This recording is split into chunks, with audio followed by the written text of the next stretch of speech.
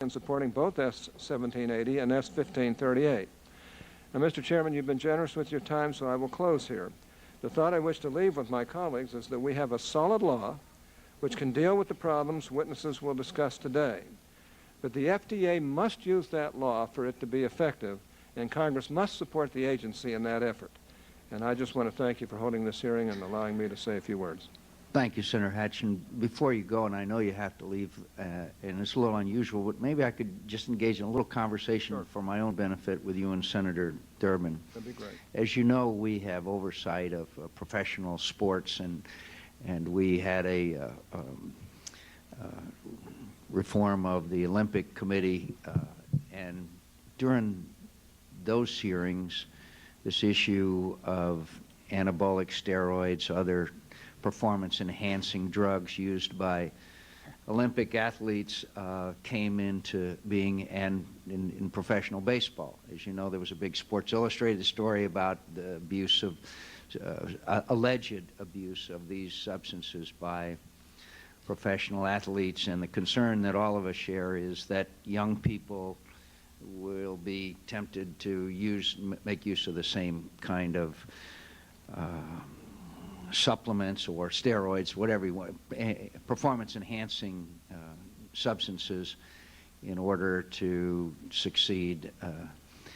Now, one of the things that the Major League Baseball players' representative said to me, he said, well, it's hard for us to outlaw certain substances that are available over the counter. How are you going to say that professional baseball players shouldn't use it, but it's available over the counter?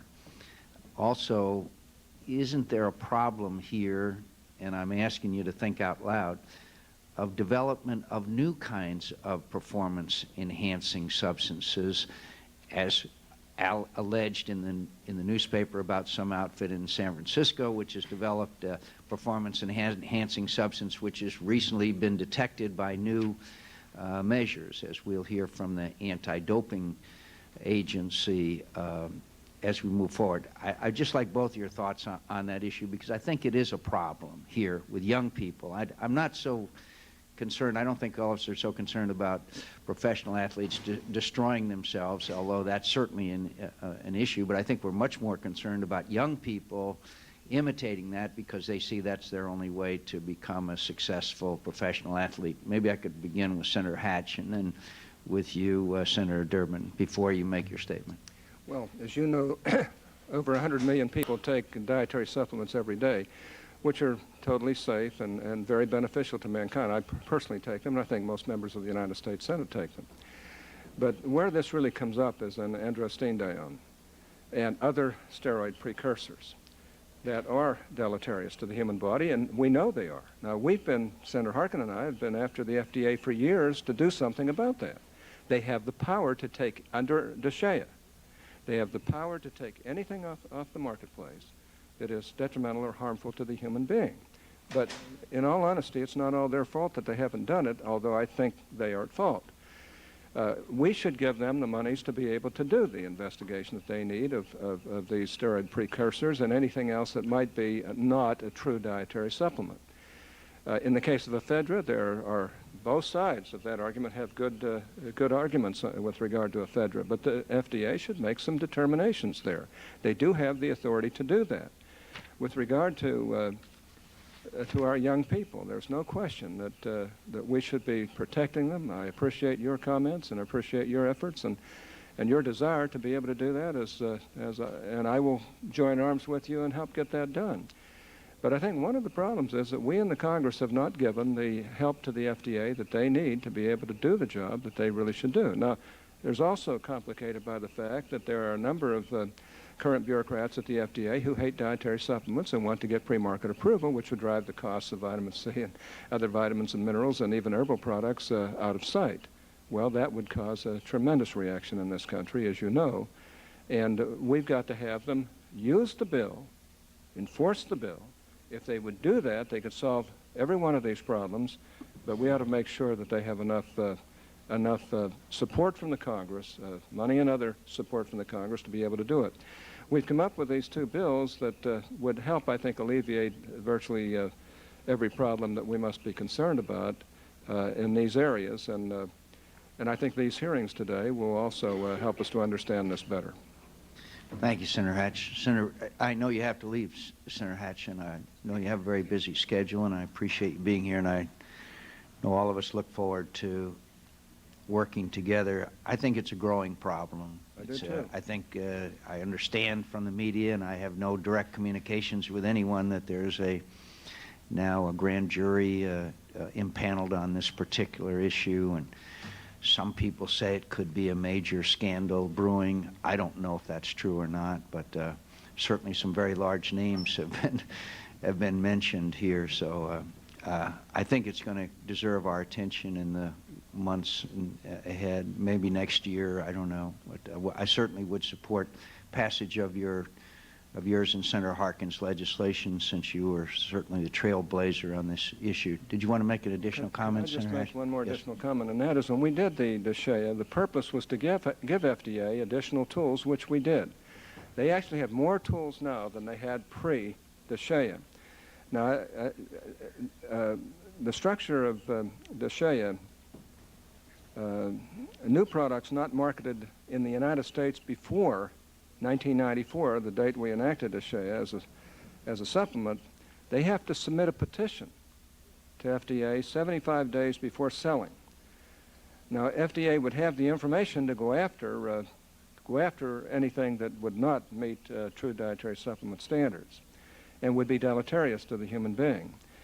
S1780, the Anabolic Steroid Control Act of 2003, which we would like to pass, takes care of andro, THG, and other similar products by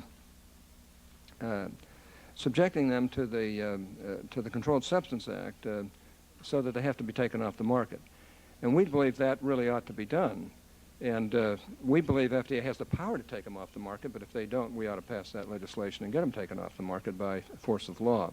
But we actually gave more authority to FDA than they ever had before in the 1994 Act. And if they would use that authority, I think they could solve most every problem that the distinguished chairman and I are concerned about.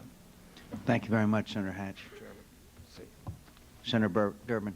Thank you very much, Senator McCain, for chairing this hearing. I share your concern about the dangers of dietary supplements, and I appreciate this opportunity to share my views. As has been said, dietary supplements are used by millions of Americans every day. I took my vitamin this morning. The vast majority of these supplements don't result in any harm to the consumer. In fact, there's scientific evidence that they're very helpful. Unfortunately, it's not the case for all supplements. Some cause dangerous health problems: increased blood pressure, heart attack, stroke, seizures, and liver failure. Ephedra is the most well-known among these. But there are others, such as synephrine, usnic acid, kava, and yohimbine. Let me touch briefly on Ephedra because I think it tells the story about DSHEA. The hearings I chaired last year in the Governmental Affairs Committee finally made a public record of the danger of Ephedra. The FDA has received thousands of reports of adverse health events from consumers who have used dietary supplements containing Ephedra, including 117 deaths and 2,000 significant incidents of cardiac, neurologic, and psychiatric problems. The National Football League, the NCAA, Minor League Baseball, professional soccer, and the International Olympic Committee have all banned Ephedra for their athletes. The American Medical Association called on our government to ban Ephedra products on June 19th last year. All of the nation's major drugstores, including Walgreens, Rite Aid, CVS, Eckerd, and Walmart, have pulled dietary supplements containing Ephedra from their shelves to protect their consumers. 3 states, my own of Illinois, California, and New York, have banned them. And Health Canada, that nation's equivalent to our FDA, recalled all products containing Ephedra from Canada's drugstore shelves and banned the sale of Ephedra products almost 2 years ago. But can't you still get it over the internet? Well, that's entirely possible. And I'm saying we're not closing all the gaps, but the fact is Canada as a nation banned it and makes it more difficult, particularly for young people. Not that they don't use the internet, but it makes it a little more difficult. Unfortunately, the FDA, our government watchdog for consumers, has failed to respond even as of today. They have failed to protect American families from Ephedra, which Senator Hatch concedes and I concede, I think virtually every person concedes, is a dangerous dietary supplement. This is proof positive that we need to revisit DSHEA. The law doesn't adequately protect the health of the American public. Under DSHEA, supplement manufacturers are not required to prove their products are safe or effective before they are marketed. Supplements are assumed safe until the FDA proves them unsafe. Unlike prescription drugs and food, the burden of proving a product is dangerous falls not on the maker of the product, but on the government. And think about that. The thousands of products coming on the market, and we are saying the FDA has to prove each and every one of them that might be unsafe to be unsafe. And what is even worse, supplement manufacturers do not even have to notify the FDA when they receive reports of adverse health reactions caused by their products. Mr. Chairman, I don't think the average American walking into a drugstore understands the different standards of care that are being applied to the products that you buy in a drugstore. If you walk into your drugstore to fill a prescription, you can be certain that this drug has gone through clinical trials, that it has been proven to be safe and effective. Is it 100% safe? No. There are tragic incidents when, after a long period of time, even these clinical trials don't prove to be 100% accurate. But you know going in that your prescription drugs have been established to be safe and effective. You also buy over-the-counter drugs, and you know when you buy these over-the-counter drugs that the companies that make them are obliged to find out not only whether they're safe, but to report in every instance if they have an adverse health effect on a person, so that the FDA can accumulate the evidence. And I'm not pointing to this drug or any in particular over-counter drugs, but at least all of the evidence is being accumulated so that if something is wrong, if it's dangerous in any way, the FDA has the information.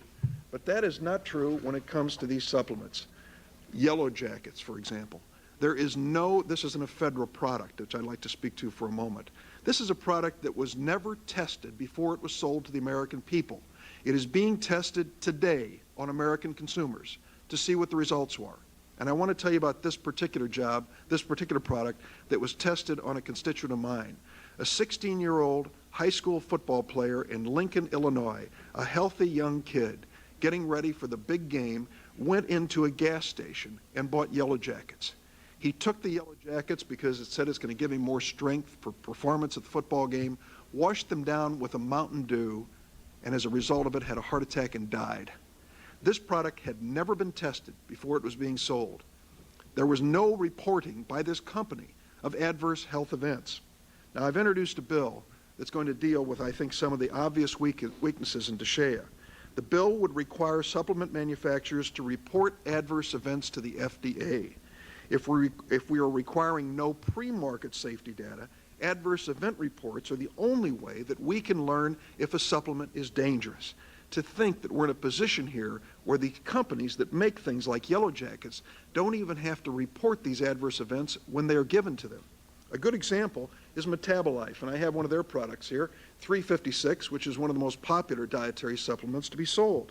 This company lied to the Federal Drug Administration and the American public for years, stating they'd never been informed of any adverse health events caused by their products.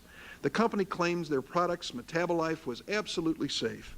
Finally, after pressure from class action lawsuits and other lawsuits brought by Ephedra victims, Metabolife admitted to the following: 18,000 adverse event reports. 18,000, including almost 2,000 cases of significant cardiac, neurological, and psychiatric problems. The bill I have introduced would also give FDA the power to conduct a clinical evaluation of a supplement that receives one or more serious adverse event reports, and I underline serious. If and only if the clinical evaluation shows the supplement presents an unreasonable risk of illness and the company can't demonstrate the product safe, the Secretary has the authority to stop the continued marketing of the supplement.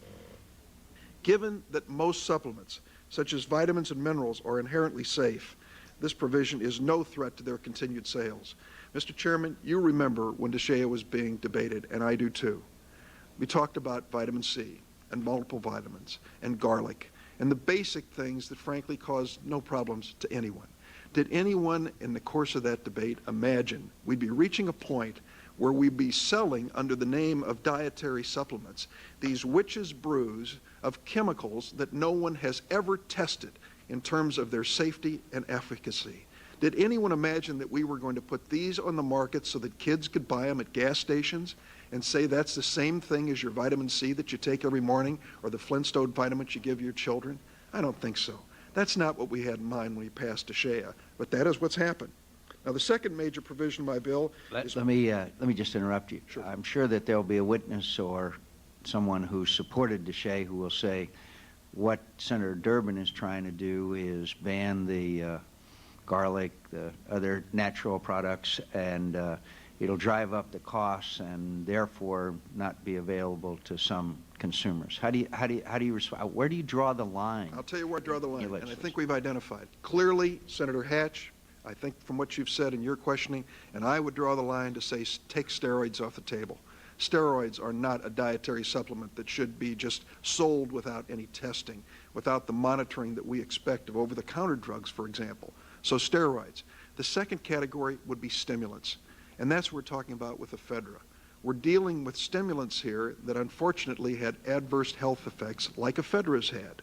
Now, beyond that, the only thing that I would ask in my bill is that if a product that you're selling as a dietary supplement does create an adverse health event, a seizure, a stroke, a heart attack, or death, you at least have to report that to the government. Is that going to happen with a Flintstone vitamin? I don't think so. These products are inherently safe. We know they are. They've been used over and over again. I think we ought to draw clear lines when it comes to steroids and stimulants. And if I can say, when it comes to my bill, we preserve DSHEA's assumption that dietary supplements are safe, except for stimulants. A product that speeds your heart rate, constricts your blood vessels, or interacts with your central nervous system should be checked for safety before being marketed. Now, I'm not talking about caffeine, I see, as you drink your cup of coffee. In fact, my bill specifically exempts caffeine. We know by human experience the difference between decaf and regular coffee and espresso, caffeine-free Coke and regular Coke. But the average consumer walking into the drugstore won't know that the diet pill Xanrex 3 contains the equivalent stimulant of a six-pack of Coke in each pill. It's reasonable to require safety data before these pills are marketed. What I do with steroids is basically what Senator Hatch and Senator Biden would accomplish in their bill, so I won't go into that. Let me just close by saying this. I believe fixing DSHEA and keeping dietary supplements safe is a challenging task and no assignment for the politically timid. You've never been accused of that, Mr. Chairman. The supplement industry is a multi-billion-dollar operation with an army of lobbyists, friends in the highest places in Washington, and attack dogs straining at the leash. I know this because they've unleashed this avalanche of faxes at me saying Durbin wants to take your vitamins away. Be prepared, Mr. Chairman. If you get into this issue, they are going to distort your position on it. I am not opposed to people buying vitamins without a prescription. I think that should be preserved. You should be able to buy these over the counter. But when it comes to these exotic mixtures, Metabolife with Ephedra, Yellow Jackets with Ephedra, it's a different ballgame. I'm glad this committee has the political nerve to take on this issue. I can only hope that responsible vitamin and supplement manufacturers will not defend and harbor the worst among them in the name of solidarity. Regardless, our responsibility to protect the health of the American consumer is clear. Thank you very much. Where's the pharmaceutical industry on this? I don't know.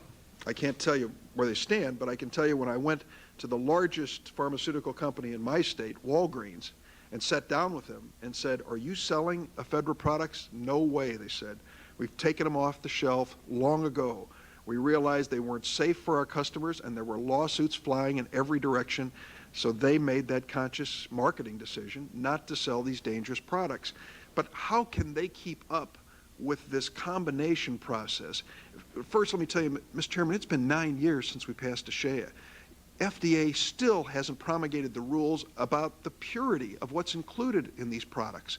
We don't know even Why if not? they say, well, because they've been caught up in a bureaucratic tangle, challenged by the industry, and they have fallen down on a job. They haven't done it. They finally come out with a proposed rule after 9 years to talk about the fact that when they say Ephedra's in here, it's actually in here. Now, you know that's going to be the case when it comes to over-the-counter drugs and prescription drugs in terms of purity. That is not the case when it comes to dietary supplements. And so, frankly, we haven't even reached the threshold level to say that what we're saying to the public is in the dietary supplement is actually there. And furthermore, obviously, we haven't the resources at the FDA to deal with the issues Senator Hatch alluded to. You and I know that with the deficit we're facing in this country, the fact that we're going to, or the possibility that we would dramatically increase the surveillance of the dietary supplement industry under existing law with DSHEA by the FDA is a long shot, not likely to occur. In the meantime, these products are being tested on Americans, unsuspecting Americans, every single day with tragic results as we've seen in Ephedra. The last point I'll make is this. It is little comfort to hear that they're now selling this product, Metabolife, Ephedra-free. The obvious question is, what have they replaced Ephedra with? And what does it do to you? Has it been tested? Does anybody know whether it's safe? Still unanswered questions based on the law that we have on the books today. And your legislation basically would simply ban or require FDA approval for any product that contains steroids or stimulants. Steroids, clearly, as I said, we put that in a different class. And when it comes to stimulants, we say these are products which, sold as dietary supplements, pose such a risk that they ought to be in a special category. And generically speaking, or generally speaking, I don't want to use the word generically, but generally speaking, all makers of dietary supplements would have to report to the government if there are adverse health events, so we can see that red flag starting to wave, that something's on the market out there that's causing a problem. Thank you very much, Senator Durbin. Thank you, It's Mr. very informative. Our first panel of witnesses, Mr. John M. Taylor, Associate Commissioner for Regulatory Affairs, the U.S. Food and Drug Administration, Mr. Howard Beals, the Director of the Bureau of Consumer Protection in the Federal Trade Commission. I'd like to welcome both of you here today. And Mr. Taylor, we'd like to begin with you, if you are prepared, and thank you for appearing today, both of you.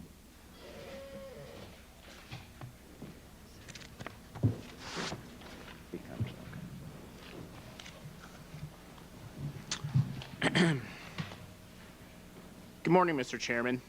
Thank you for the opportunity to testify at this hearing about dietary supplements. FDA regulates the safety, manufacturing, and labeling of dietary supplements, while our partners in the Federal Trade Commission have primary responsibility for regulating the advertising of these products. I am pleased to be here with Howard Beals of the FTC. The partnership between our agencies is essential to protecting the public from health fraud. Let me begin by discussing tetrahydrogesterone, or THG. FDA considers THG to be a new, unapproved drug within the meaning of the Federal Food, Drug, and Cosmetic Act. THG is a highly potent anabolic steroid. It is purely synthetic and does not occur naturally. THG is a designer steroid in the truest sense. It is directly derived from an anabolic drug that is banned by the U.S. Anti-Doping Agency. Furthermore, THG is structurally related to trenbolone, a veterinary anabolic steroid listed as a controlled substance. FDA is aggressively working with other federal law enforcement agencies to prosecute the manufacture of THG. We will also take swift action in the future against anyone who manufactures, distributes, or markets this potentially unsafe product. In a statement that will issue later today, FDA will announce its conclusion that THG is an unapproved new drug. We also will warn consumers that while little is formally known about the safety of THG, its structure and relationship to other anabolic steroids leads FDA to believe that its use may pose considerable health risks. Anabolic steroids can have serious long-term health consequences in men, women, and children. Now let me speak more generally about FDA's regulatory approach and enforcement actions in dietary supplements. Under the Dietary Supplement and Health Education Act, the regulatory framework for dietary supplements is primarily a post-market program, as is the case for foods. If safety problems arise after marketing, FDA bears the burden of proving there is a safety risk. Most dietary supplements do not raise significant safety concerns and in certain cases have demonstrated health benefits. However, when false and misleading claims endanger the public health and undermine the goals of the FDA, we take action to ensure that consumers have access to truthful, non-misleading health information. FDA's enforcement focus gives highest priority to products that have a potential for causing serious adverse effects or where there is a risk of injury or death. FDA uses all available civil, administrative, or criminal remedies to quickly remove such products from the market. The appendix to my testimony chronicles FDA's recent dietary supplement enforcement actions in more detail. However, In the past year, these enforcement actions have included witnessing the voluntary destruction of almost $8 million worth of dietary supplements, bringing injunctions and seizure actions against fraudulent dietary supplements, and in some cases those seizures were done in conjunction with the FTC. We've sent numerous warning letters to firms who made drug claims in association with the dietary supplements. We've also sent warning letters to firms marketing dietary supplements as street drug alternatives. And in addition, we've sent warning letters to firms making unproven claims for ephedra-containing dietary supplements. As I said earlier, many of these enforcement activities were joint FDA-FTC actions. Turning to the herbal dietary supplement ephedra, this product, as we've noted today, has been marketed for weight control, to enhance athletic performance, and as an illicit street drug alternative. Many ephedra products contain other stimulants, such as caffeine, that may increase the potential for adverse events. In the past year, FDA compiled the most comprehensive scientific information to date about the risks and benefits of ephedra products when we gained access to significant additional adverse event information from manufacturers of ephedra. FDA provided these adverse event reports to the RAND Corporation, along with all other recent scientific evidence on ephedra. Last February, the Department and FDA announced the results of the RAND review. In evaluating the potential benefits of ephedra, the RAND report found only limited evidence of ephedra's effect on short-term weight loss and minimal evidence of an effect on sports performance enhancement. The RAND review of some 16,000 adverse event reports revealed 2 deaths, 3 heart attacks, 9 strokes, 3 seizures, and 5 psychiatric cases involving ephedra. When we announced the results of the RAND review, we also announced that we would reopen the comment period on an ephedra regulation that we proposed but withdrew in 1997. Also, we sought additional evidence on ephedra safety and comments on whether ephedra should be considered adulterated in the event it presents a significant or unreasonable risk of injury at the recommended level of use. We are currently analyzing approximately 30,000 public comments that we've received this summer in the wake of that Federal Register announcement. Because we are engaged in a deliberative review, I cannot discuss the specifics of the process or the anticipated outcome. However, I do want to be clear about one thing. We are working expeditiously to take effective action in the interest of the public health based on the best possible scientific evidence and the authorities available to us under DSHEA. Mr. Chairman, thank you very much for this opportunity to appear at this hearing, and I'm happy to take any questions. Thank you very much. Mr. Beals. Good morning, Mr. Chairman, and thank you for the opportunity to provide information about our efforts to stop false and misleading marketing of dietary supplements.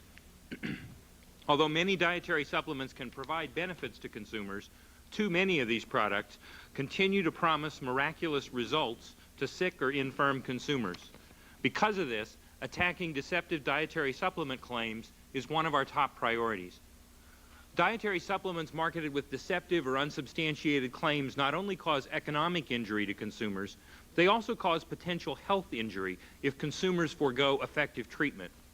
For example, in June, we sued a company selling a product called Coral Calcium, which the company claimed could treat or cure all forms of cancer and diseases such as multiple sclerosis, lupus, heart disease, and chronic high blood pressure. I'd like to show you a brief clip from the Coral Calcium infomercial that highlights these outrageous claims. And then there's the Coral Calcium clip, and then right behind it is a little bit from another infomercial promoting the Q-Ray ionic bracelet.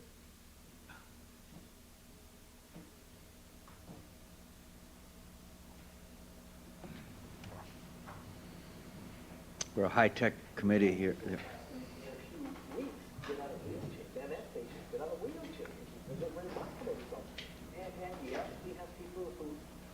Documented terminal cancer patients that now say the oncologist says the cancer's gone away. I mean, it's remarkable what's happening. It's a big question, and every medical doctor is glued right now to the television watching, waiting for your answer. Is calcium, taking calcium, a cure for cancer? According to the Journal of the AMA, yes, they said it reverses cancer and makes it go back to normal, but Not quite what they said. Bracelet every day because it makes them feel 10 years younger. I've had total knee replacements, both my knees. I had a total of 7 major operations. I was experiencing a great deal of difficulty walking. I was on a cane all the time. I put the bracelet on. know a miracle of sort happened. The pain went away. I wear it all the time. And it works for me. Imagine what it must feel like to be able to throw away your cane forever. Folks, if you're suffering... That interests me.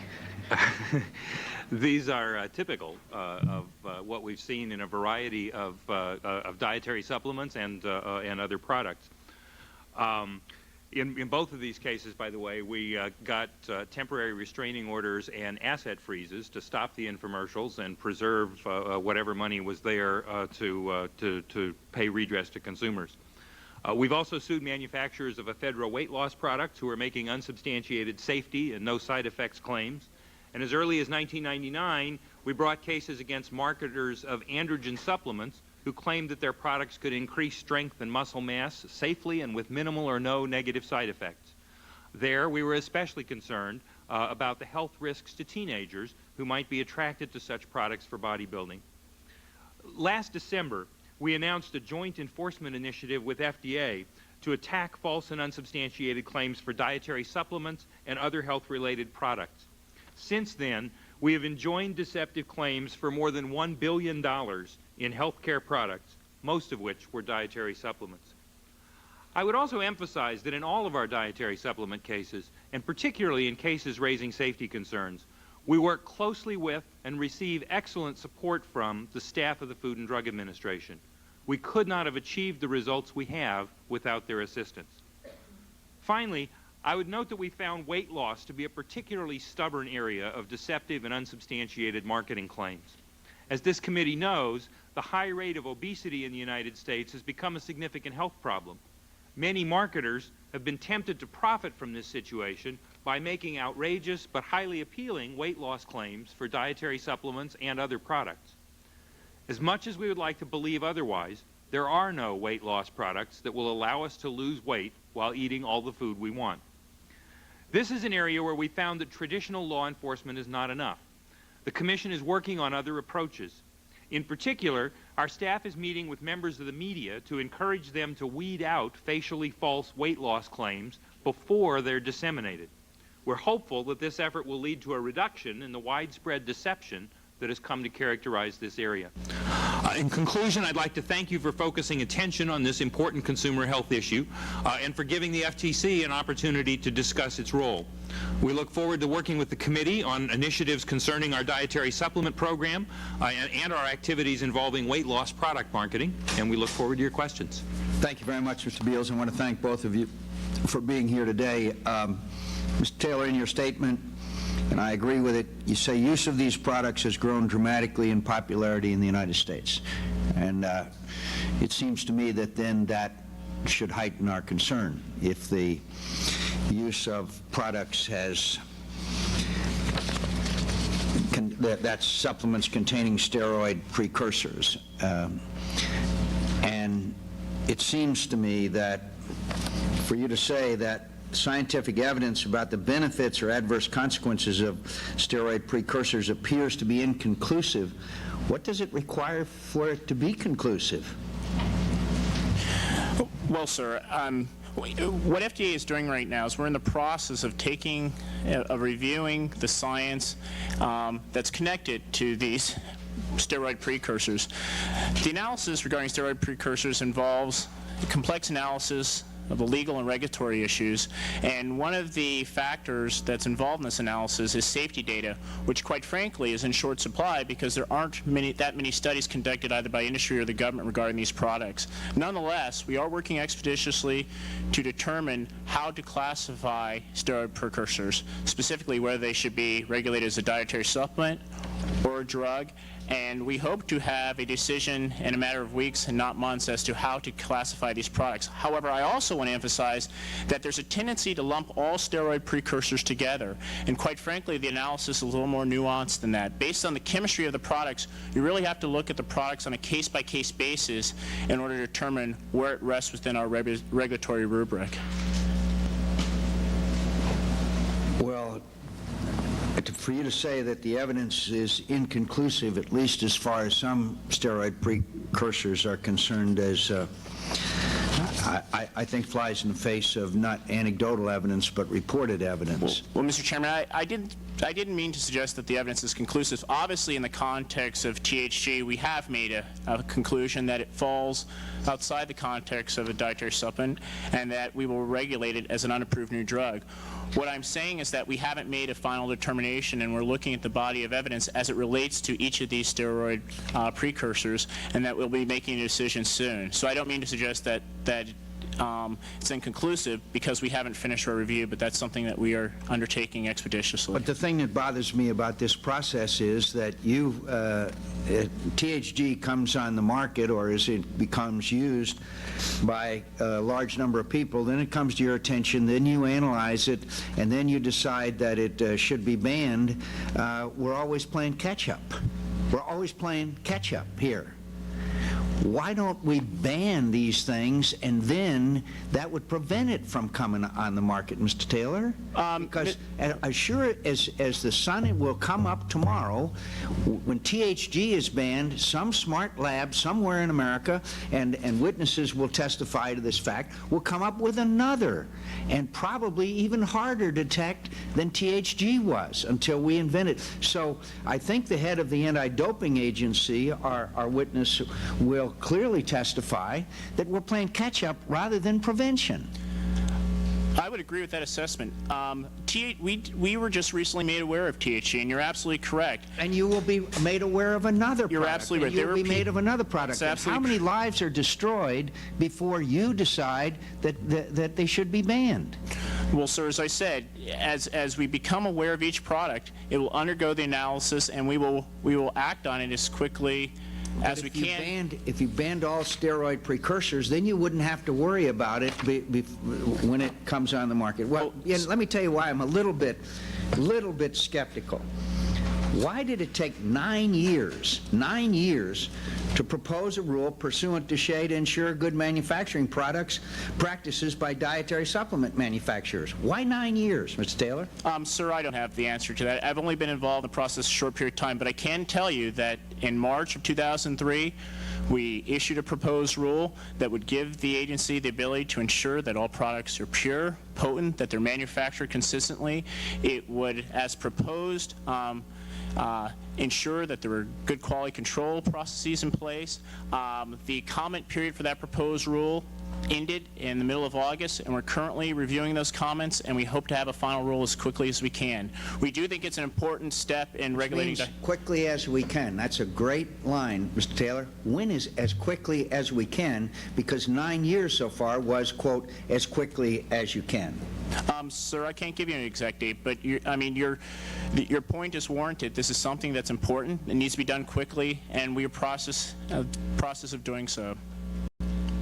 So maybe, since the record is clear that it took 9 years to propose a rule, then maybe it may not be, quote, as quickly as possible may be in the eye of the beholder. And the fact that it didn't happen on your watch, Mr. Taylor, is not sufficient statement for me or American consumers, to be honest with you. You're representing an agency, not yourself. And your agency took 9 years before you even proposed a rule which has not been put into effect yet. That's your agency. You're absolutely right, Mr. Chairman. My point was that I cannot explain the delay. I only can walk you through what has happened since I've been involved. It's not to make an excuse. Currently, DSHEA doesn't mandate that manufacturers provide the FDA all consumer reports of adverse health effects caused by manufacturers' products. Why in the world shouldn't manufacturers be required to report adverse health effects that's caused by any product, no matter what it is? Well, in the context of pharmaceuticals, manufacturers are required to report adverse events for over-the-counter products that were approved pursuant to a new drug application and for prescription pharmaceuticals. Manufacturers are not required to submit mandatory adverse events for those over-the-counter products that were... So you put out a product, you get complaints from the users, but you don't have to report it to anybody. That's correct. It's under the current statute, The submission of the adverse event reports is purely voluntary. I won't ask you whether you agree with that or not. Mr. Beals, what assurances do consumers have that what is included as an ingredient on the label of a dietary supplement is in fact contained in the product? How do you test to ensure products do what their manufacturers claim they do? Well, what we do, our focus is on the marketing claims that are made for the dietary supplements, and what we do is look at what the manufacturer is claiming the product will do. You require a bottle of water to list what is in the bottle of water, right? Well, that's not our requirement. No, I mean our focus is what you say the bottle of water will do, and then we ask to see the scientific evidence that substantiates that. Well, if you see the yellow jacket bottle there that contains a list of certain ingredients, how do you know that those ingredients are indeed factual? Well, we can have the product tested, and in some circumstances we've done that, but usually what our focus has been is the claims about what the product will do. Well, just Ms. Taylor, I want to go back to you a second. The reason why I'm exercised about this issue is because I'm hearing more and more from high school coaches, from parents, from all kinds of people, including a very interesting article in Sports Illustrated, that more and more young people are beginning to use these steroid precursors and other products which are available over the counter. The NCAA and the let me just tell you the NFL, NCAA, World Anti-Doping Agency, which oversees Olympic drug testing, all ban Ephedra. But yet, a young person now can walk into any drugstore or gas station and buy it. Now, does it sound like there's a problem there, Mr. Taylor? There is a problem. I mean, we support the efforts of those organizations. When we asked the RAND Corporation to study the adverse events that we supplied to them, one of their conclusions was that Ephedra posed special risk in the context of sports performance with little or no benefit. And so one of the things that we did do this year is we issued warning letters to approximately 26 manufacturers who were marketing products specifically for sports performance. One of the reasons we're concerned about its use in the context of sports performance is because it can act as an adrenaline boost and masks, and it will sometimes mask conditions of fatigue, which we think might be harmful to an athlete who's unaware of the fact that they're laboring. So it is of concern to us. And we have sent warning letters, and in response to those warning letters, all but one site removed their claims and stopped engaging in the practice. Well, just finally, Mr. Beals, I understand here's the product names that have steroid precursors in them: Sauce Extreme, Cyclo Extreme, Megabol X, Anabol X, etc. They're clearly marketing to young people, right? Well, some of them clearly are. Well, Senator Smith. Thank you, Mr. Chairman, for holding this hearing. I think your questions indicate just how important it is that we keep the focus on this area, because I'm, like you, aware of many young people who are utilizing these things, which professional athletes are now banned from using, and we seem to be in a pill-driven society. If you want more or want to feel better somehow, that pop a pill and you can be made the better. And so I guess this is a new area for me, so I don't want to necessarily repeat what the chairman has asked, but I am concerned about whether or not the Dietary Supplement Health and Education Act that Senator Hatch's testimony speaks to is working. Is it working, Mr. Taylor? Are we getting the information out to the consuming public that there are some dangerous things out there, and are we just always swinging behind the curve here? Well, let me break down my answer into two parts. In the context of enforcement, over the last 2 years, we've increased the number of cases that we've brought. We've increased the number of notifications that we've provided to industry regarding the violative nature of their product. So we are doing a better job of utilizing the authorities that are contained in DSHEA. And if you look at our enforcement work over the last 5 years, you'll notice a steep increase. So I do think that we are doing a better job of enforcing DSHEA, and we'll continue to do so. And our main priority is those products that pose a direct risk to the consumer or an indirect risk to the consumer. And what I mean by indirect risk is that if you notice in the appendix to my testimony that there are a fair number of products that are marketed in lieu of approved drugs. For example, we witnessed the voluntary destruction of a product that was marketed as a cure for anthrax, smallpox, and other conditions. And obviously there are approved drugs that treat or cure that condition. So when a product poses an indirect risk, we also make that a high priority. So we have done more with those authorities. In terms of, so that's the enforcement side, but an important part of that overall enforcement strategy is also informing the public. And one of the things that we've learned from the FTC is how to hone our message better and how to reach more people regarding the potential danger that these products pose.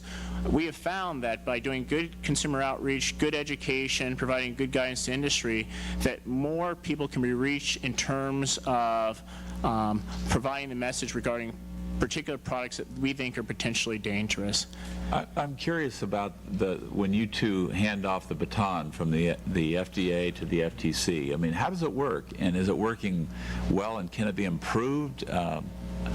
Well, I'll let Mr. Beal speak for himself. It's not so much handing off the baton. Our authority is actually complementary. We regulate the manufacturing, the distribution, and the labeling, while the FTC's responsibility, jurisdictional responsibility, is the advertising. And from FDA's perspective, one of the reasons that we think working with the FTC is so beneficial is because there was a point in time where we'd try to bring a case, and a company could try to change their practices in a way to evade FDA, but they might still fall under FTC's rubric. They might be changing the manufacturing and the distribution of the product, but they might still have advertising issues that FDA could not deal with because of the jurisdictional limitations. By working with FTC in a complementary manner, at the same time on the same cases, we provide better relief to the American public by ensuring that these products, if they are in manufacturing properly, are dealt with from that standpoint, if they're improperly labeled, dealing with them from that standpoint, and if their advertising is not permissible, we also are able to deal with those companies from that perspective. And it provides greater relief, and it gives strength to the government's overall efforts to deal with these products. Mr. Beals, what do you... I think we have a very strong working relationship, and that has really enabled us to accomplish a great deal of what we have accomplished on the enforcement side. We have a staff-level group that meets regularly, where we talk about the cases that are in the pipeline, who's got the best remedies, who's in the best place to proceed, and where we get help from FDA on the scientific issues that is not particularly our expertise, and sometimes we've done that with joint enforcement actions against a particular company, where we've enjoined or sought an injunction to block the sale of the product. FDA has actually seized the product to get what's out there off the market. It's my understanding over 18,000 side effect claims have been made against Metabolife, and I'm wondering what role in that case with that company, the FDA and the FTC, are suing together. Well, under our rules, investigations are non-public, and we can't confirm or deny that there are particular investigations. What we've been especially interested in the Ephedra area is claims, express safety claims. The evidence about safe or unsafe is controversial and not our expertise, but it's fairly clear that there is doubt there, and we don't think that the evidence will substantiate an express claim that this product is safe or that there are no side effects. We've challenged claims like that in a number of So I can't comment on investigations, but I can tell you that those adverse events were submitted by the agency to the RAND Corporation as part of the RAND Corporation study, and it's that class of data that we're currently reviewing in terms of our next steps regarding Ephedra. We reopened the comment period on the 1997 proposed rule in March. We also proposed new warning labels for Ephedra, and the metabolized adverse events are part of the record that the agency is considering as it looks at these safety issues and addresses how it will deal with Ephedra in the future. Thank you very much, Mr. Chair. I thank you both. I thank you very much for appearing today, and I appreciate it. Thanks for your good works. Our next panel is Mr. Terry Madden, Chief Executive Officer of the United States Anti-Doping Agency, Mr. David Seckman, Executive Director and CEO, National Nutritional Foods Association, Dr. Arthur Grollman, Distinguished Professor, Pharmacological Sciences and Medicine at the State University of New York, Mr. Charles Bell, Programs Director at the Consumers Union, and Mr. Greg Davis, a student at the University of San Diego School of Law. I want to thank you all for coming today, and I would like to begin and welcome back Mr. Madden. Thank you. Thank you, Mr. Chairman. Thank you, Mr. Smith. Good morning. My name is Terry Madden. Thank you for the opportunity to testify. Today I come to you as the CEO of the United States Anti-Doping Agency, which has been recognized by Congress as the independent national anti-doping agency for Olympic and Paralympic sport in the United States. Our mission is to protect and preserve the health of athletes, the integrity of competition, and the well-being of sport through the elimination of doping. Last year, we conducted more than 6,000 tests for steroids and other prohibited substances. I'm here today to speak to you about the increasing number of products sold over the counter in the United States that contain anabolic steroid precursors. These products, marketed and sold as dietary supplements, contain substances such as androstenedione and norandrostenedione. These substances are one chemical step away from anabolic steroids. Once ingested, these products are converted within the body into anabolic steroids. While this is a problem that affects athletes, it is, in truth, a significant public health issue that transcends sport and places America's consumers at risk. The perils of anabolic steroid use are well known. In Olympic sport, the most notable systematic state-supported program of doping with anabolic steroids was conducted by the East Germans from 1974 until the Berlin Wall fell. The results of this program have since been substantiated through the testimony of many of the athletes themselves, their coaches, and during the East German doping trials. One of the anabolic substances developed by the East Germans as part of their doping program was androstenedione. In the body, androstenedione metabolizes into the anabolic steroid testosterone and other steroids.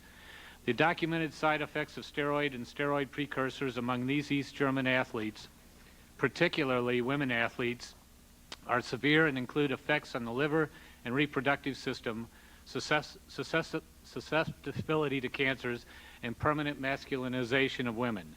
Other side effects include growth arrest in adolescents and shrinking of testicles and impotence in men. Today, American consumers can walk into their corner nutrition store and buy products containing androstenedione. After professional athletes acknowledged that they had used androstenedione, sales of these supplements in the United States dramatically increased. This phenomenal demand, particularly among teenagers, led to the mass marketing of other steroid precursors like 19-norandrostenedione, which metabolizes into the body into the steroid nandrolone, another controlled substance. Now the nutrition shelves and the internet are flooded with products containing these steroid precursors. Further, the manufacturers of these substances attempt to take advantage of DSHEA by touting these substances as natural and implying in their advertising that natural equals safe. Under the current regulatory scheme, a manufacturer is not required to test its steroid precursor product for either side effects or purity prior to putting it on the shelf. This is of particular concern when women and adolescents are considered. Instead, the burden rests on the government agencies to prove that a particular product is harmful. However, by the time action is taken against a specific product, an unscrupulous manufacturer could simply make a minor chemical change and reintroduce the product. The marketers of these products glorify the muscle-building qualities of these substances and do everything possible to reinforce the association between these products and controlled anabolic steroids. These products are marketed under the names that reinforce their connection to anabolic steroids, including cycloroid, masterbolin, Anabol X, Paradrol, and Animal Stack. These products are advertised as equal or better than real steroids and promise the user huge gains in muscle mass. The advertising also stresses that these products are legal in order to raise the implication that they must be safe. In a society where high school athletes can sign multi-million-dollar endorsement contracts, we cannot expect teenagers to ignore advertisements claiming that these products are safe alternatives to steroids and will make them ripped, huge, improve their athletic performance, and give them the body of their dreams. For Olympic athletes who know to avoid these products, there remains another concern. In increasing numbers, athletes are failing doping tests after taking mislabeled dietary supplements. Studies have shown that an alarmingly high percentage of dietary supplements contain doping substances that are not disclosed on the label. For example, a recent study of 624 dietary supplements by the International Olympic Committee found that 41% of the products from American companies contain a steroid precursor or banned substance not disclosed on the label. Did you find that remarkable? I find that number extremely high, Senator. It's very worrisome to our athletes, remembering that the athletes, these could be tainted supplements, and the athletes are taking them, believing them to be clean products, and will assist them just as vitamins would. Their fear is that. And who's supposed to monitor that? Senator, I think that's a Washington question, but I would suggest the FDA. Thank you, sir. USADA believes that the current effectively unregulated availability of products containing steroid precursors in the United States is a health crisis that affects not just Olympic athletes, but every American teenager who dreams of becoming a professional or Olympic athlete, and every consumer who takes one of these products without being informed of the risks. Additionally, because of the risk of contamination, American consumers may unknowingly be ingesting steroid precursors. There is simply no credible argument supporting the over-the-counter availability of products containing steroid precursors. I'm sure that Congress would take immediate action to prevent a pill that once swallowed would metabolize into cocaine from being sold over the counter. Yet, that is what is happening every day with steroid precursors in America. It is illegal to sell a steroid without a prescription, but currently it is perfectly illegal to sell a pill that creates the steroid in the body. Every day that these products remain on the shelves is another day that American consumers are placed at risk. The time has come to put a stop to the proliferation of these dangerous products. On behalf of USADA, I would like to thank Senator Biden, Hatch, Grassley, and Harkin for their attention to this matter and commend their introduction of the Anabolic Steroid Control Act of 2003. This important bill amends the Controlled Substance Act by scheduling the substances I have discussed here today and making it easier to schedule any anabolic steroid precursors introduced by manufacturers in the future. USADA believes that this bill is an appropriate solution to steroid precursors problem. Similarly, I would like to thank Congressman Sweeney and Congressman Osborne for their support on this issue and the introduction of the Anabolic Steroid Precursor Control and Health Education Act, which also effectively addresses this issue by amending the Controlled Substances Act to make it easier to schedule the precursors of previously scheduled anabolic steroids. Finally, I would like to thank this committee for its time and its interest in this important public health issue. Thank you. Thank you, Mr. Madden, and I would like to thank your agency for all that it does, particularly as regards to the United States Olympic and USOC. Thank you. Mr. Seckman. Chairman McCain and honorable members of the committee, thank you for the opportunity to be here this morning as a representative of the dietary supplement industry. I'm David Seckman, Executive Director and CEO of the National Nutritional Foods Association. Founded in 1936, we are the oldest and largest trade association in the natural products industry. We represent the interests of more than 5,000 retailers, manufacturers, suppliers, and distributors of health foods, dietary supplements, and related items. The committee has asked me to address a number of issues regarding dietary supplements. Let me start with the law, the Dietary Supplement Health and Education Act of 1994, as it underlies all that we will address here today. DSHEA is often wrongly characterized as taking away the Food and Drug Administration's ability to regulate supplements. In fact, DSHEA increased FDA's enforcement powers. These powers included, but are not limited to, stopping the sale of an entire class of dietary supplements if they pose an imminent public health hazard, seizing dietary supplements that pose a significant or unreasonable risk of illness or injury, and keeping a new dietary ingredient from being marketed if not enough safety data is received. In evaluating the effectiveness of any law, there are two critical steps that must follow their enactment: implementation and enforcement. Laws only work when provisions are put into practice and there are sanctions for failing to abide by them. In regard to DSHEA, and for a number of reasons, this law has never been fully implemented or adequately enforced.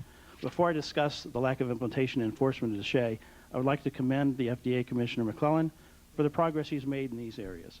But there is still much more to be done. Let me give you a few examples. A regulation for good manufacturing practice for dietary supplements, as provided by DSHEA, was just introduced this year, more than 9 years after the law was enacted. Under the rule, manufacturers would be required to evaluate the identity, purity, strength, composition of their dietary supplement ingredients and dietary supplements. The industry supported the introduction of the regulation, and we encourage its swift finalization, implementation, and enforcement. There's been much concern voiced recently about the use of performance-enhancing products in sports, particularly by high school athletes. Specifically targeted have been pro-hormone products such as androstenedione or andro. The industry and lawmakers have repeatedly asked the FDA to determine whether these products are actually dietary supplements as defined by DSHEA. In the absence of response from the FDA, Senate Bill 1780, which the industry supports, has been introduced. While this legislation, if enacted, will put to rest the argument about whether or not andro is a dietary supplement, it is indeed unfortunate that lawmakers felt the need to resort to a time-consuming legislative solution when a regulatory one would have been much quicker and more appropriate. More than any other product, Ephedra is pointed to as evidence of DSHEA's lack of effectiveness. But what Ephedra illustrates is not DSHEA's shortcomings, but the tentativeness and reluctantness of the FDA in enforcing the law. Whatever your opinion on the safety or effectiveness of Ephedra, there should be no question that DSHEA provides the FDA with the power to take unsafe products off the market. And whether that action is validation of Ephedra as a safe and useful dietary supplement or its removal from the marketplace, we fully support the FDA's empowerment to act. The FDA is not alone in regulating dietary supplements. The Federal Trade Commission is also regulatory authority over what supplement manufacturers can say about their products in advertising or on the internet. For example, in recent years, the FTC has invested substantial time and resources in cracking down on online supplement advertisers who disobey the law. The industry applauds and supports these efforts and hope that they will continue. Intense media coverage of the relatively rare case of dietary supplements causing injury has resulted in misconceptions about their safety. The truth is that dietary supplements are far safer than most common foods and drugs. For instance, a common OTC pain reliever is responsible for more than 17,000 deaths annually. Prescription drugs, for all their testing and lengthy usage directions, are estimated to be one of the top 5 leading causes of death in the U.S. at more than 106,000 annually. And more than 5,000 Americans die each year from foodborne illnesses. You may hear statistics this morning from other sources regarding dietary supplements. Well, let me tell you what the FDA says. According to the agency, it's received 1,212 reports of adverse events regarding dietary supplements in 2001. There are those who claim that this number would be much higher were a different reporting system in place. This summer, FDA implemented an extensive revamped reporting system for dietary supplements that should yield more accurate data about potential problems with the products and others. This new system should be given a chance to work. Although it's not the focus of this hearing, we should also not lose sight of the important benefit dietary supplements have on human health. As examples, the American Medical Association recently recommended that every adult take a multivitamin daily. Not only has research demonstrated the health benefits of dietary supplements, it has also shown that they can reduce healthcare costs by billions of dollars. For instance, a study recently published earlier this month reported that a daily multivitamin could reduce healthcare costs for seniors by $1.6 billion annually. Another study in a major medical journal reported that increased intake of vitamin E, folic acid, and zinc could save $20 billion annually in hospital costs by reducing heart disease, birth defects, and premature deaths. These are not isolated examples. In summary, DSHEA provided more label information increased FDA enforcement authority to preserve consumer safety, and mandated higher product standards. But to be effective, like any law, it needs to be implemented and enforced.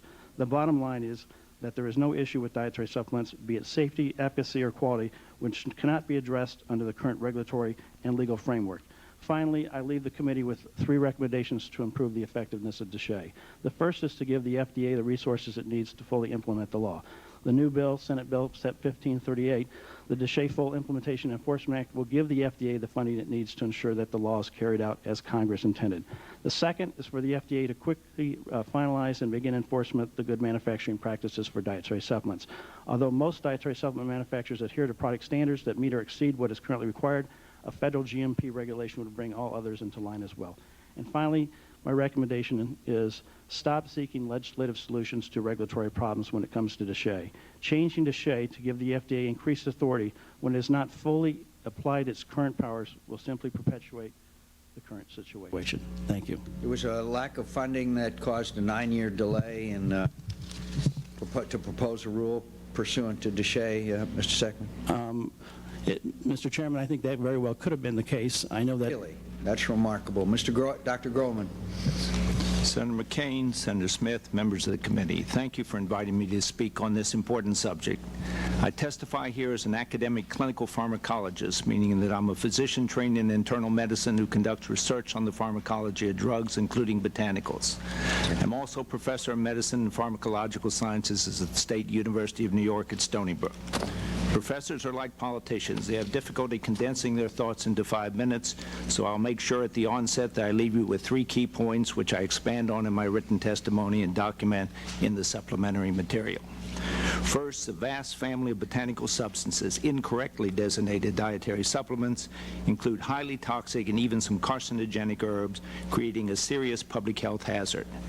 Second, the problems that DSHEA has created are very difficult to remedy by banning or restricting individual substances or even groups of substances. Such designations are readily circumvented. Finally, I will offer some specific recommendations as to how DSHEA could be usefully amended. Let me begin by reminding you that DSHEA allows herbs and so-called natural products, including steroid hormone precursors, to be marketed as dietary supplements. Under this classification, herbs used in traditional folk medicine need not be tested for safety. As a result, physicians, pharmacists, researchers, and even some leaders in the botanical industry see DSHEA as an accident waiting to happen. Historically, accidents involving drug safety have led to congressional regulatory actions, but where public health is concerned, Senator, it's preferable to prevent such disasters. I will cite 3 examples where the loss of regulatory power by FDA resulted in injury to tens of thousands of Americans, a number that increases every day. Aristolochia has been used throughout the world as an herbal remedy for 2,000 years. Nevertheless, a decade ago, about 100 otherwise healthy young women given this herb at a weight loss clinic developed irreversible kidney failure, requiring dialysis or transplantation. Half of these women subsequently developed kidney cancer. This syndrome, known as Chinese herb nephropathy, has now been reported in all countries.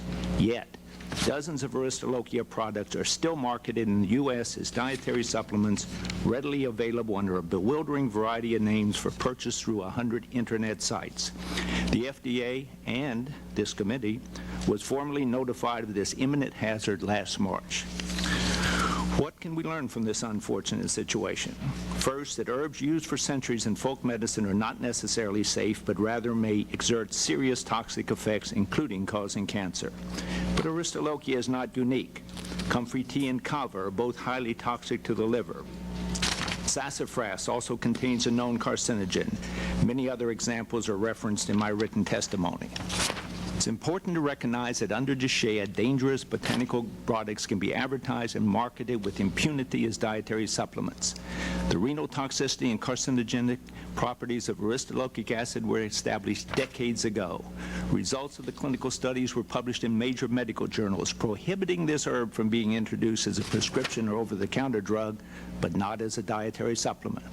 This is an incredible, and I hope you agree, intolerable situation. In considering Ephedra, we deal with another of the so-called natural products used in folk medicine. In this case, one that has also been studied as a drug. The serious toxicities associated with herbal ephedra, stroke, heart attack, psychoses account for more adverse effects than all other dietary supplements combined and led to hearings in several congressional committees and introduction of several bills. These statistics are even more frightening in view of the fact that less than 1% of adverse reactions to dietary supplements are reported to FDA. Importantly, research shows that ephedra does not enhance athletic performance, and its effects on weight reduction are short-term and minimal. Thus, the risk-benefit ratio for medically unsupervised use of ephedra is unacceptable. A third example of drug-induced toxicity may prove to be the Achilles heel of DSHEA, namely the risk created by herb prescription drug interactions. Remember that every chemical we take into our bodies undergoes metabolism by specific enzymes. To cite just one example, St. John's wort, widely used for self-treatment of depression, is handled by the same enzymes that metabolize a vast variety of prescription drugs, including those used by millions of Americans for hypertension, heart failure, asthma, AIDS, and other chronic diseases. Thus, although relatively innocuous when taken alone, the use of St. John's wort can lead to inactivation of life-saving drugs on which many Americans with chronic diseases depend. The extent of this problem could be significantly reduced by requiring manufacturers to perform relatively low-cost safety testing. So given the seriousness of this situation, I would like to make some specific recommendations for amending DSHEA, mindful that 15% of all Americans currently take herbal remedies. Also, that vitamins and minerals do not present a serious safety problem for consumers. But first, let me make an important point. It is difficult to craft legislation directed against a single agent, such as ephedra or androstenedione, or even classes of agents like stimulants or anabolic steroids. When baseball player Steve Beckler's premature death called public attention to the danger of ephedra, manufacturers of that supplement simply replaced it immediately by synephrine, a chemical cousin with similar pharmacological properties and toxicity to ephedra, then brazenly marketed this product as ephedra-free. Thus, the goal of protecting the health of the American public can be better achieved by specifically amending DSHEA as described in my written testimony. The three cardinal recommendations may be summarized as follows. First, as recommended by the Office of the Inspector General, manufacturers should report all adverse effect drug reactions to FDA. Second, the burden of proof for demonstrating that a dietary supplement does not present a significant or unreasonable risk should be placed where it belongs, on the manufacturer rather than FDA. Third, labels of dietary supplements should clearly indicate what and how much is in the package and provide explicit warnings of possible adverse effects, including herb prescription drug interactions. I thank you, Senator McCain, and members of this committee for considering this important matter that threatens consumer health and therefore must take precedence over the interests of the botanical industry. I thank you, Dr. Grollman. We will have to take a 10 to 15-minute break here while we go to the floor and vote and return, and then we'll recommence the hearing and hear from our remaining two witnesses.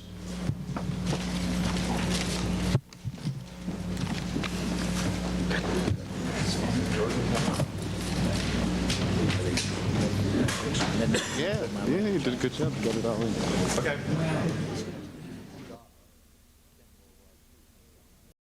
Programs Director at the Consumers Union, and Mr. Bell, thank you, and I apologize to all the witnesses for the delay as required by voting. Good morning, Chairman McCain and members of the committee. Thank you very much for providing me the opportunity to testify before you today.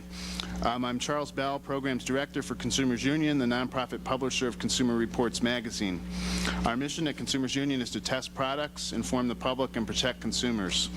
Today I offer this testimony on dietary supplements as part of our consumer protection function. Consumer Reports and Consumer Reports on Health newsletter have published several major articles on dietary supplements, which I have attached for your reference, and issues. While many dietary supplements are generally safe and many have important health benefits for consumers, there is a significant number and a growing number of highly questionable supplement products that would probably not be allowed on the market if they were subject to pre-market safety testing and evaluation. In 1995, Consumer Reports magazine published a list of 5 supplements that, according to the FDA, can cause serious harm to consumers. Chaparral, Ephedra, Comfrey, Lobelia, and Yohimbe. These are all herbal supplements. 8 years later, all 5 of these supplements are still being marketed and sold in the United States. Thus, unsafe dietary supplements products in the aftermath of DSHEA can remain on the market for many years in the same stream of commerce as products approved by the FDA and as safe and effective for their intended use. Also, new products can be introduced overnight that contain novel, untested ingredients and/or novel combinations of new and/or existing supplement ingredients. Health providers and public health authorities typically receive little pre-market or post-market information about how such products may affect human health and interact with medicines that patients are already taking. And even where serious problems are documented, it is difficult for the FDA to take prompt action to protect consumers. We believe that dietary supplements containing Ephedra pose a significant unreasonable risk of illness and injury under conditions of use that are indicated on product labels. And under that standard, the FDA should be able to remove these products from the market. We've written twice to the FDA asking them to remove Ephedra. Because the federal government has failed to act, over the last 3 years we have successfully worked for local bans on the sale of supplements containing Ephedra for minors and adults in Suffolk County, New York, Westchester County, New York, and the states of Illinois, New York, and California. We urge other states and local governments to pass similar local bans. We recognize that a state-by-state ban and even a substance-by-substance ban, as Dr. Grollman indicated, is not the best way to go. We need to change the system that allowed Ephedra to get through. In Suffolk County and New York State, the Ephedra bans were strongly supported by Karen and Tom Schlendorf of Northport, Long Island, whose son Peter died in 1998 while taking supplements containing Ephedra while on spring break in Florida, and also by Doug Hansen of Huntington, Long Island, whose wife Anne Marie Capati suffered a fatal stroke while working out in a gym after taking Ephedra supplements in 1998. Now, despite all the calls by health organizations and sporting organizations, Ephedra stimulants are still widely available in the marketplace today. Several major national retail chains, including CVS, GNC, Walgreens, Eckerd, and 7-Eleven, have announced that they will no longer stock dietary supplement products containing Ephedra, and several major manufacturers have also withdrawn their products. But despite these high-profile changes in the market, our ongoing research suggests that herbal supplements containing Ephedra are still widely available at lower-profile retail sites such as independent pharmacies, gas stations and truck stops, and convenience and health food stores.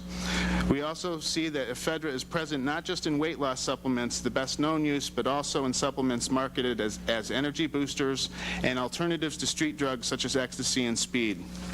Ephedra alkaloids are also turning up in supplements under names that consumers may not recognize: Epitonin, Mahuang, Sita cordifolia, and Seneca. Labels listing ingredients are often in small print and hard to decipher, and those labels do not necessarily provide appropriate warning of potential hazards or indicate how many milligrams of each substance are present. Many supplements with Ephedra also contain caffeine or other herbal compounds, such as guarana, kola nut, Paulina cupana, and mate, as well as green and black tea. Some products appear to far exceed the recommended daily intake for caffeine of 300 milligrams. And consumers cannot necessarily rely on pharmacy or retail employees for accurate information about whether products contain Ephedra or not. On the issue of steroid precursors, there are dangerous loopholes in DSHEA and the Controlled Substances Act that permit manufacturers to aggressively market and sell untested, unregulated steroid equivalents to the public, including persons under 18.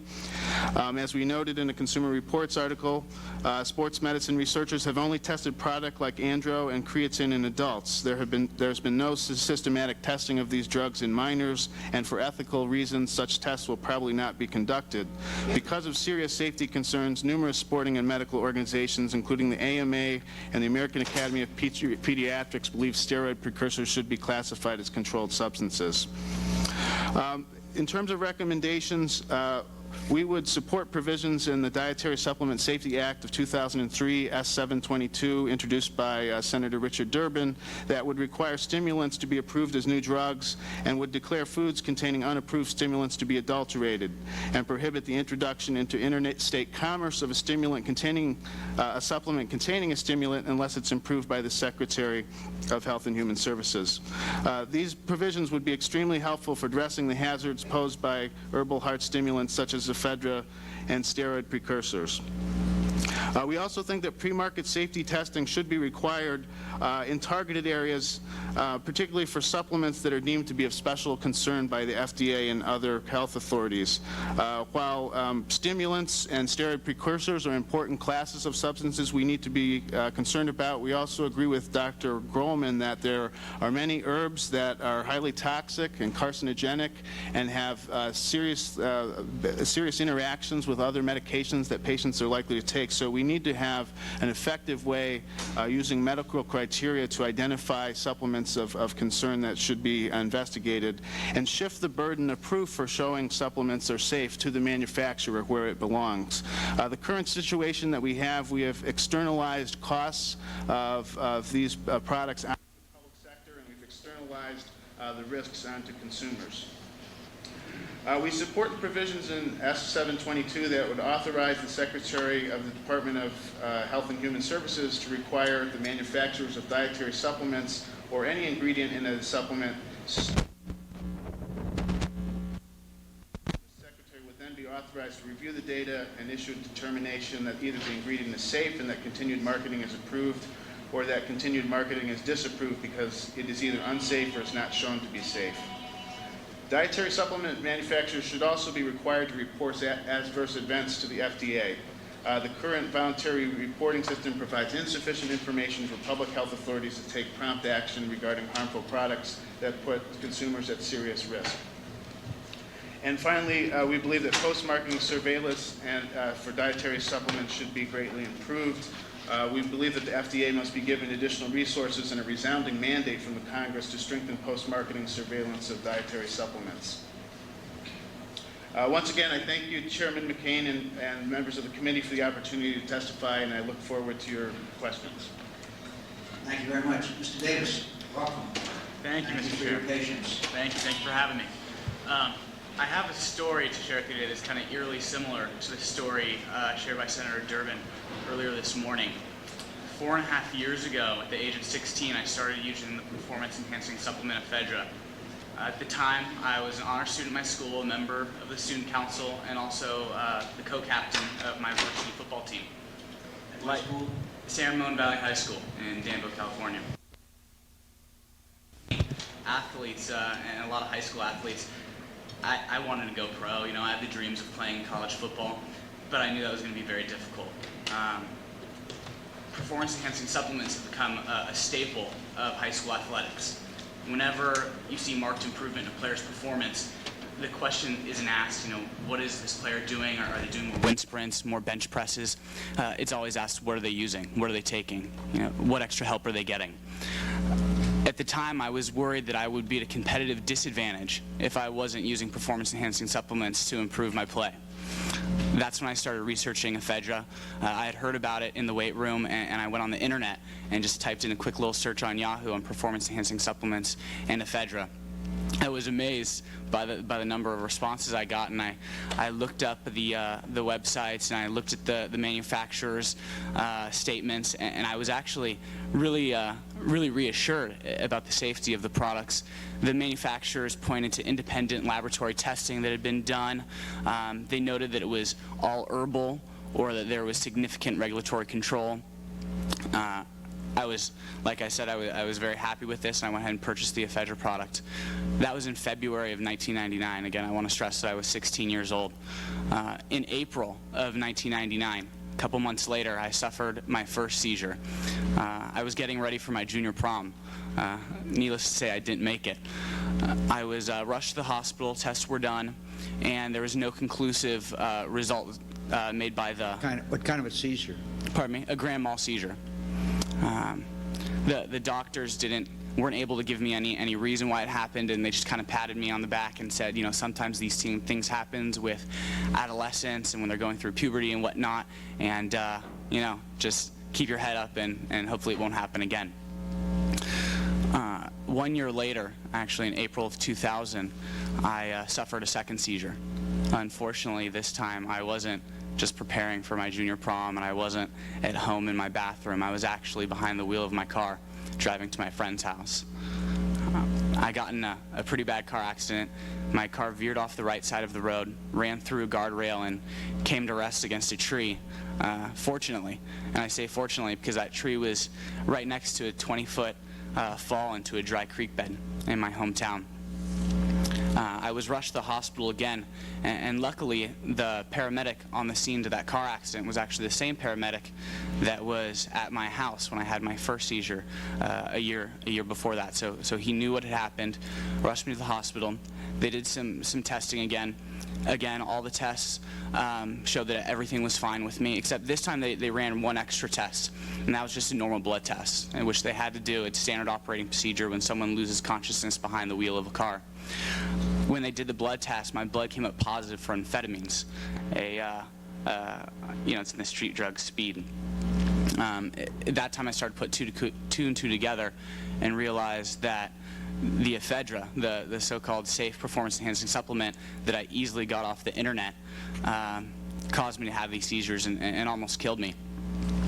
I want to close by confirming a suspicion that you mentioned earlier this morning, and that's that most people, and I can assure you most young people, if not all young people, have the expectation that when they go on the internet or go to a store and they're able to purchase something that without a prescription, over the counter, they expect that it's going to be safe if used as directed.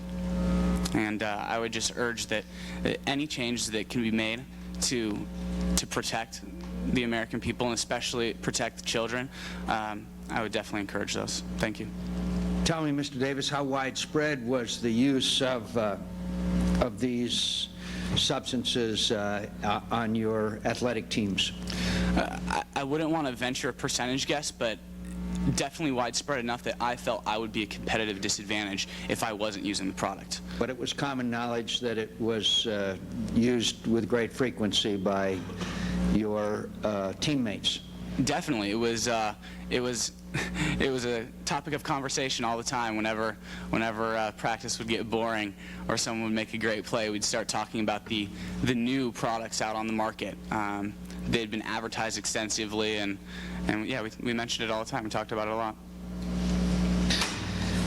Well, what you do, Mr. Davis, is you attenuate the issue here, because I said at the and we'll probably say again that it's one thing for a professional athlete, a grown individual, to make a decision, even that's a wrong decision, but when it encourages young people such as yourself, and many view it is the only way to be able to compete effectively and reach the professional ranks, then we have a serious national problem. And I thank you for sharing your experience with us, and I apologize, and I'm very sorry that it happened to you. And I hope you regain your health and are able to continue whatever and pursue whatever career you desire, and I thank you for appearing before the committee. Thank you, Mr. Chairman. Mr. Seckman, do you agree that steroid precursors should be classified as controlled substance? Yes, that's why we support Senate Bill 1780. How is it then that the FDA still says it's, quote, scientifically inconclusive?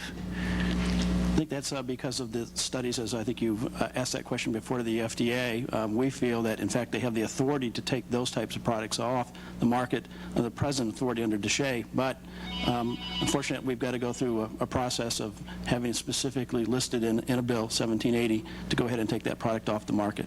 But it also seems to me we have reversed the procedure here. Usually a drug or a substance has to go through an approval process. Now it's on the market, and we have to go through a disapproval process. Mr. Bell, do you have any comment on that? I think that's exactly right. And as I mentioned, this is a situation where we have shifted the burden to the government to prove that these products are unsafe rather than requiring the manufacturers and promoters of these products to show that they're safe before they're allowed on the markets. And I would refer you to the great report that was done by the HHS Office of Inspector General on adverse event reporting for dietary supplements because they strongly made this point. They basically are saying adverse event reporting as we have it now only captures about less than 1% of all the complaints that consumers are experiencing. But even if we had that data, the FDA does not necessarily have adequate product registration data, manufacturer registration data, or clinical data demonstrating that these products are actually safe. So we think we need to get much more into the prevention mode and have a presumption that a manufacturer of products of certain types, certain classes has to be demonstrated to be safe before it would even be allowed to be sold in the marketplace. Now, Mr. Seckman, since you're in the hot seat here, if you want to respond to any of the other comments, please just raise your hand because I believe in providing people with an equal opportunity here to respond. No, thank you, Senator. Yes, specifically on Andro, just as a little bit of way of a background here. In fact, Senator Harkin and Senator Hatch in the summer of 2001 sent a letter to the FDA asking, in fact, two questions. One was androstenedione, a product that was grandfathered under DSHEA in 1994, and if not, was a new dietary ingredient application filed.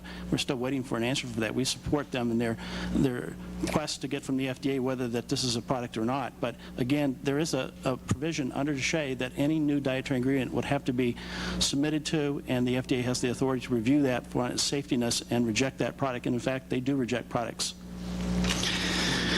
Mr. Madden, when you are telling athletes that they cannot use a certain product, and that product they can walk into a drugstore or a gas station or any place else that sells these kinds of things and get it over the counter, doesn't that make your job harder?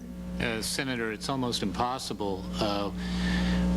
Actually, the USADA stance is you can't put anything into your body beyond your natural food. We can't promise them that the supplement will not be tainted and they would test positive for based on a steroid precursor metabolizing in their body to a steroid. So we're hamstrung, and yet the athletes, I wish I could say you can take your vitamins. I wish I could say you could take your minerals. I mean, I take vitamins, I take minerals. I'm on the the pro-heart, healthy heart diet. I take the omega-3 fatty acid, but we can't tell our athletes or allow them to think they can take those. Well, you and I know that there's an ongoing investigation that you don't want to get into about the latest designer drug or whatever you want to call it. But doesn't this raise the larger issue, and I'm setting aside the present investigation, that it's a game that you design a way to detect the use of a certain steroid, then some smart people in a laboratory design something that evades your present testing process, then you have to, either through information or other means, find out that has to be tested for. In other words, you're continuously behind the curve. Is that right? As long as these substances are allowed to be just put on the market without an approval process. Yes, Senator, it's difficult, but the good news is the vast majority of America's athletes are clean. They want to compete ethically. They want to do it through hard work. But isn't the bad news that there's a whole lot of young people like Mr. Davis that are out there saying, if I want to make it, I got to take this stuff? Absolutely, that's the bad news. As far as the THG story, it's very simply, it's an anabolic steroid, designer steroid created by one or two people in some laboratory. We believe there's only a few of these that are operating in the country. We're not naive enough to think that they're not creating other steroids, and there aren't a few labs, but we believe the number's small. I have to tell you, now that a coach and athletes have come forward to report this story, it shows they have confidence in us, and I believe we're catching up. I believe we may even get ahead of them, and I believe we might know where they're going in the future in a few cases. I appreciate your confidence. Go ahead, Dr. Grollman. You asked Mr. Madden earlier, was he surprised that 30–40% of the supplements were contaminated? He shouldn't have been, because we have a number of reports looking now broadly at contamination. That's what they run, 30 to 40%, not with just with steroids, but with prescription drugs, adulterated, heavy metals. These are reported in the major medical journals and just taking them off the shelf. So that's the standard background of contamination, some of it deliberate. Mr. Seckman, Mr. Madden testifies in his testimony, a recent study of 624 dietary supplements by the International Olympic Committee found that 41% of the products from American companies contained a steroid precursor or banned substance not disclosed on the label? What's your response to that? Well, that's clearly illegal if they have those substances in there. It is a requirement of You're representing their industry, and 41% of their products are mislabeled and don't contain information that can be harmful to somebody's health. Don't you feel some sense of responsibility? We do, and we as an industry have long supported, in fact, not waiting for the good manufacturing practices regulation to come out. After 9 years, we went ahead as an association, developed our own good manufacturing practices, which we put into place. But you're right. But this was a recent study. Clearly, all products have to list all the ingredients on the label. So what is your industry doing to clean this up? Well, we are. We're working hard with the FDA to try to get the regulation, the final regulation out, but not waiting for them. You're working with the organization that took 9 years to come up with the regulations. Good luck. That's correct, Senator. That's why we came out with our own good manufacturing practices in 1999 to try to help the industry move in that direction.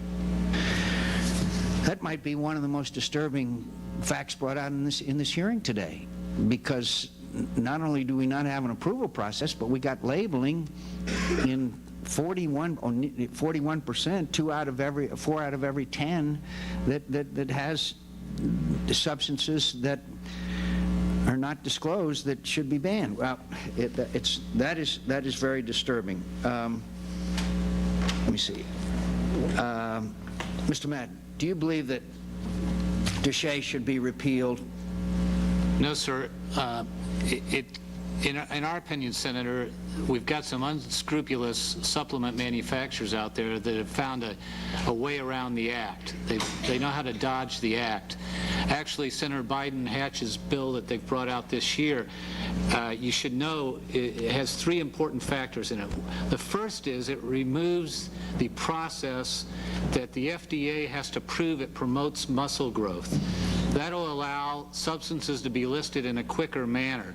Those studies can take 12 to 24 months, and referring back to your last question, yes, we would be behind the 8 ball then. We'd always be behind the curve. But their new bill, we're quite pleased with, removing the muscle growth factor. Also, the criminal sanctions, the new bill,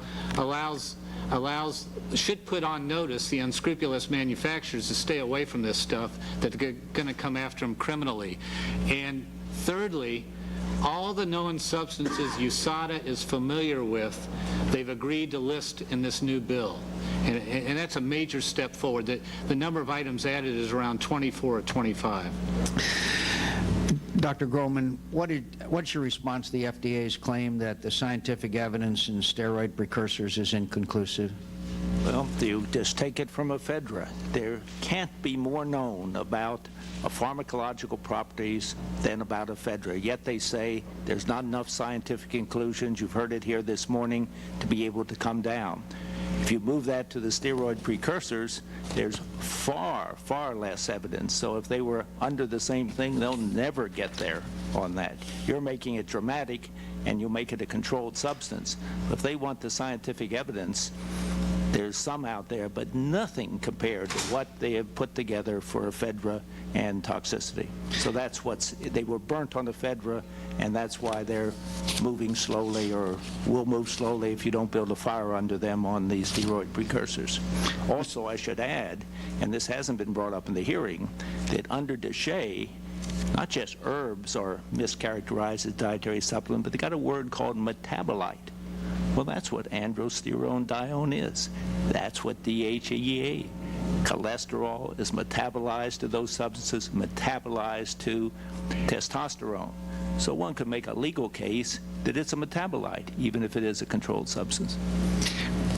And that worries them too, because they really haven't defined metabolite, or they can't work with that incomplete definition. We have an interesting interpretation of facts here. Mr. Seckman, in your statement, you say, I would refer to another well-regarded source, the American Association of Poison Control Centers. In this group's most recent report of poison control centers throughout the United States, adverse reactions to drugs are more than 800% higher than those for dietary supplements. Then Dr. Grollman refers to the same organization, and he says, in 2001, the FDA received approximately 500 reports of adverse events related to dietary supplements, while poison control centers in the United States received 19,468 such reports. Are you both right? Go ahead, Mr. Seckman. Oh, that's reported. The pediatrics journals and the poison control centers put that data together. It's in the journals. Every year they report it, and we just take it from there. It's a public record. And so is ours. This is a cited source there, Senator, so we stand by that number.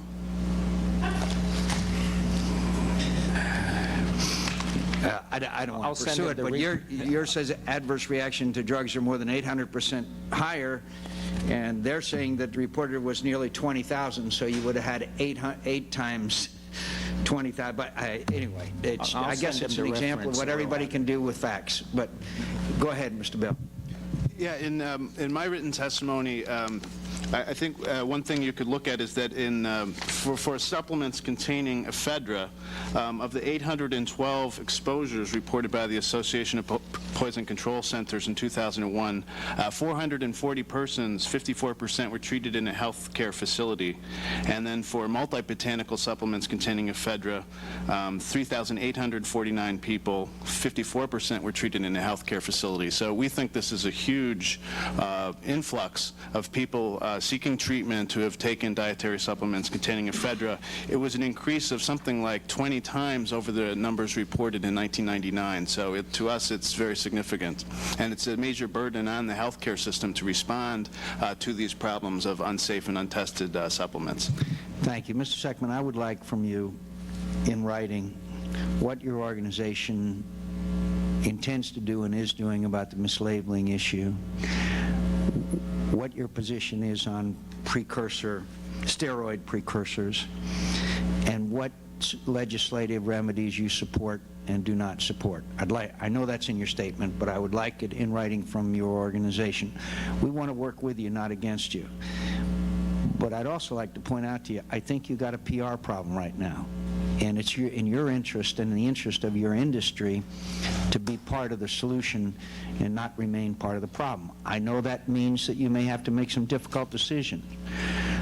But I think this issue has risen to a level of visibility and will continue to go higher if any indications are, from what I'm hearing and reading, that it's in your interest as well as the nation's interest to be with us and move forward in trying to resolve, to devise remedies for what is a terrible problem for young Americans like Mr. Davis.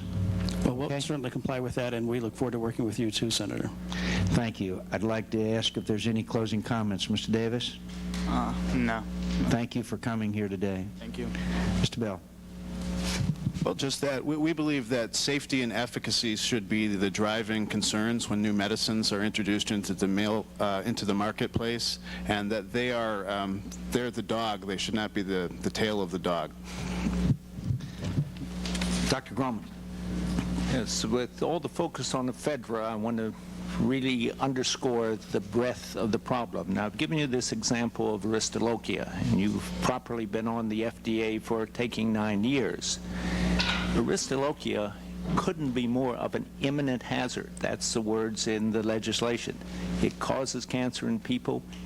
The World Health Organization has defined it, and it's being sold in health stores and on the internet. FDA had that on their desk, detailed back in the spring. Here at this fall, they have taken no action whatsoever. If they don't take action on an imminent hazard, it's clear that the barrier that DSHEA has put up is just too high for them. Mr. Seckman. Yes, I think when we're looking at DSHEA 10 years almost later, we look at what authorities they were given. As Dr. Grollman said, they were given the authority, intermittent authority, to go ahead and take any of those products off the market, and they haven't done so. And that's our concern. I think that's what I heard from Senator Durbin and Senator Hatchton earlier today as well. And we support their decisions. We await, as I think everyone in this room does, their decision on whether they think that Ephedra is a dietary supplement or not. And if it is not, they determine it is not a dietary supplement, it should not be sold, it is unsafe, we'll support that decision. We think the authorities given to them under DSHEA, if they would actually implement the law and enforce it, is a workable solution. Mr. Madden.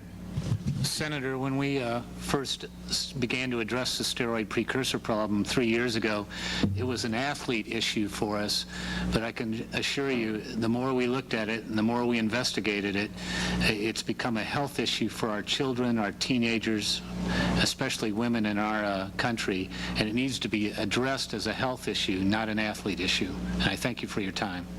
That's a good point. Thank all the witnesses. This hearing is adjourned.